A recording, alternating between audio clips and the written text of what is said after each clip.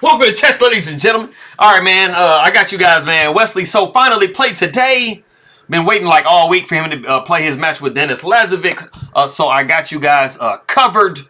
This is game number 19. This is the bullet section of them playing each other right here. So this is kind of getting towards the end.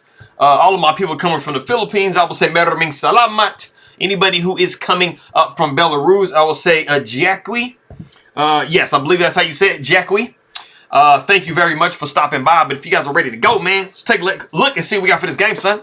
All right, man, so we got D4. Knight goes to F6. We got C4, E6. Knight goes to C3. So we are inviting the Nimzo Indian, but we do not see that in the game. We just see the basic Queen's Gambit decline. Very typical structure that we came across right now. We do see Bishop to G5. So basically both sides are trying desperately to develop their pieces very, very quickly and get into the attack. If you lose like a tempo or two in these kind of openings, you can be very, very behind. So we got Bishop going to E7, and this is just, you know, breaking the pin that we have right here. It can be a little bit of an issue if you don't break it or counterattack in some kind of way. We got the move E3. Now, for those of you that play the London or who are familiar with the London, maybe from the black side or both sides, this kind of has some London dream situations in it, you know, because we have gotten our bishop outside this chain. And so, I mean, it's usually pretty ideal when you can get your bishops outside of the chain that you construct. We do see castles by black. We got knight going to F3. We got the move H6. Now, this isn't like a super blasting move, but it is just kind of creating lift like with Flair. So, you know, we're just kind of creating lift at the expense of this bishop. The bishop generally is going to go back. You don't really too much want to give the bishop here because you're going to be kind of helping black, you know, just kind of improve their position some. So we do see the bishop dropping back to H4. We got knight B to D7. Queen goes to C2. So you guys probably notice anybody who plays this from the white or black side, you know, these are all pretty standard, you know, kind of movements that you see for both sides up to this point. We do see C6. So we kind of have like a little semi-Slav. I laugh for a reason, man. I know somebody who likes Slavs and semi-Slavs, man. They know who they are. But anyways, this is kind of like a Slav-like structure. Just making sure that we take care of this D5 pawn in the center. We got rook to D1. You know, maybe one day, you know, all these pieces clear out of the way and white just takes up black's queen. You never know, man. We got knight going back to E8, pressing the issue with this bishop. Do you want to trade it? Do you want to just fall back?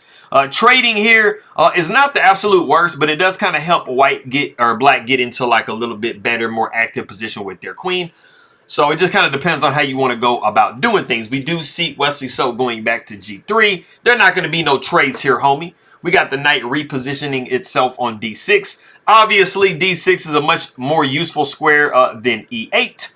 We don't want to be just backed up on our back rank. We do see pawn taking, and then we do see bishop going to D3. And something that you should notice is white is definitely much more developed than black. You see that white only has to just castle real quick, and they are doing very well.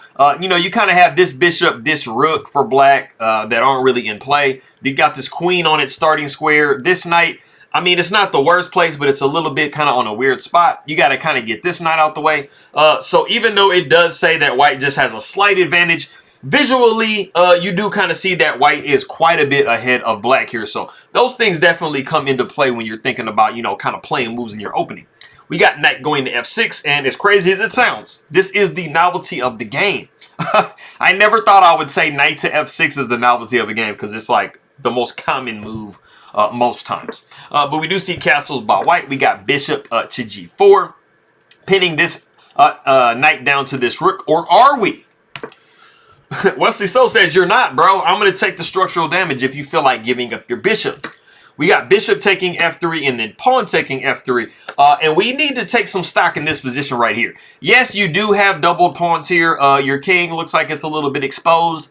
But one of the things that you should notice from the black side, like I said, you know, black is definitely not as developed. And you kind of have a weird structure going on with your pieces. And so you are not in a situation where you can really just readily attack white. You definitely have a few moves you have to get in before you can do that.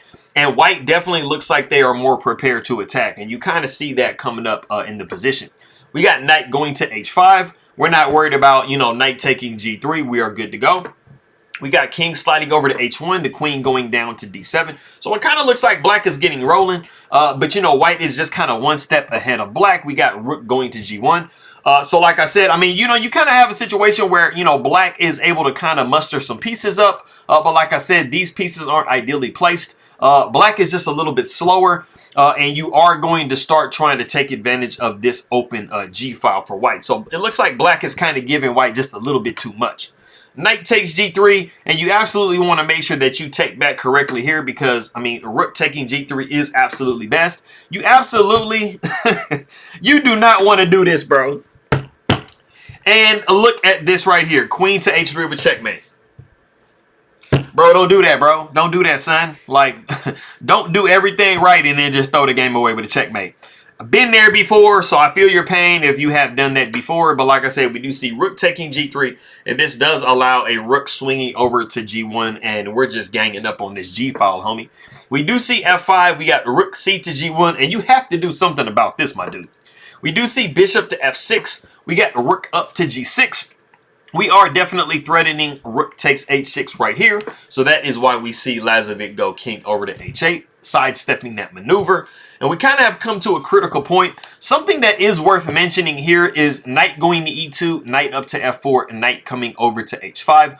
That is definitely an honorable mention, but we did not see that in the game. We actually saw the move f4, which, yes, it does allow this knight to plop down into the square. But how good is that knight right there?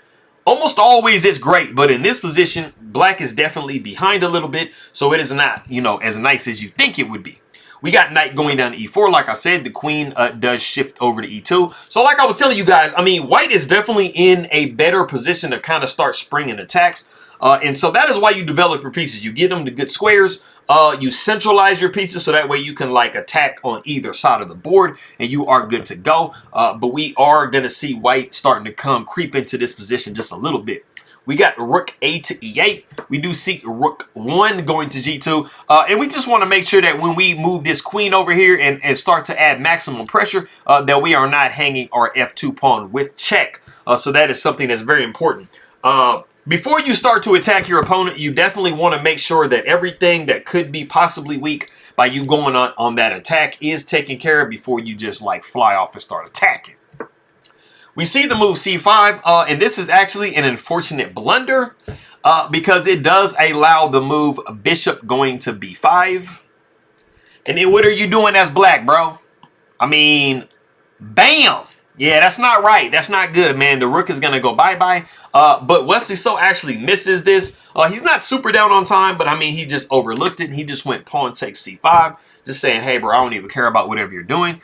Lazavik realizes his mistake, and he goes ahead and slides over to f7. And then we do see queen going over to h5. And like I said, we do kind of have a lot of pressure over here if we are white. So you see that black is definitely kind of shifting and trying to defend their position.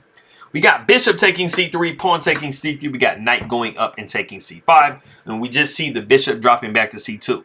It was better in this position to go back to e2. But what we do kind of visually have in this situation is the bishop is controlling basically everywhere this knight can go. So the knight has to kind of redirect itself in another way. So as far as going into endgames, that is definitely some important information right there. But we do see knight going back to e4. And I mean, the knight in this position, you are just too good in the center of the board. So we got to get rid of it. Bishop takes. We got pawn taking e4. And we have actually reached a position. It's not an absolutely killer move, but it is a very nice #1 move. If you want to pause the video and guess that move, go ahead and do so.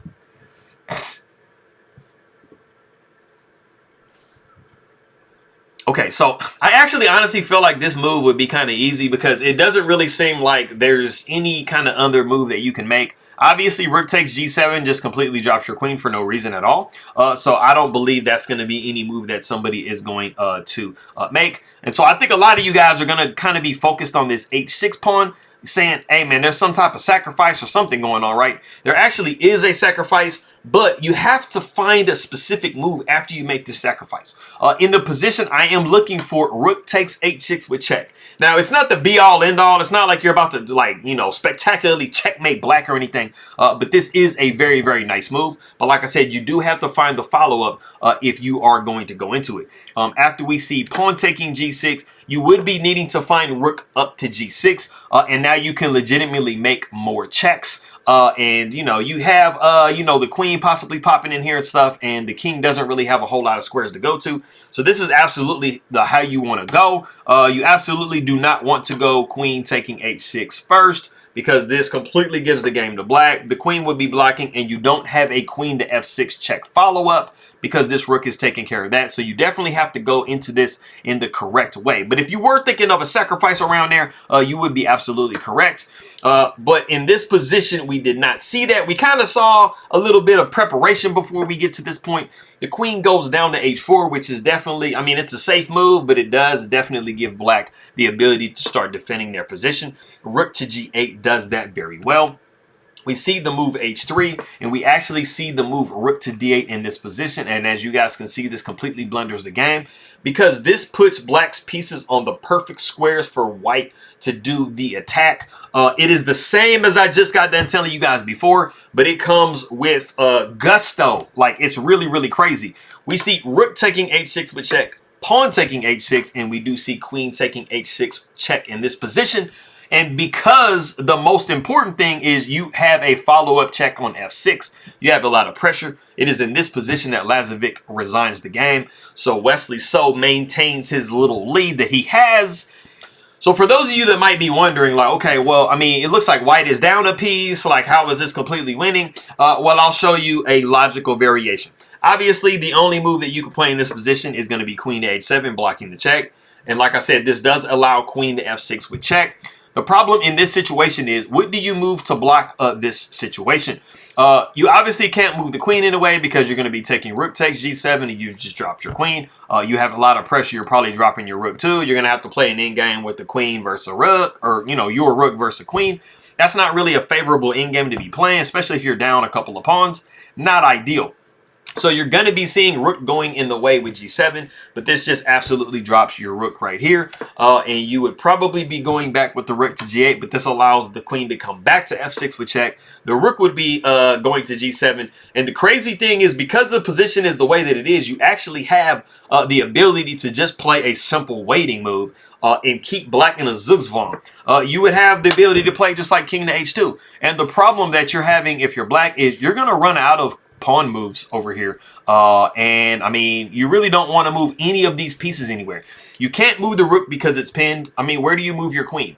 The only two squares that really kind of hold the position is going to be these two, and you're just dropping material, stuff like that. You're going to have to play an endgame where you're down a bunch of pawns, queen and queen.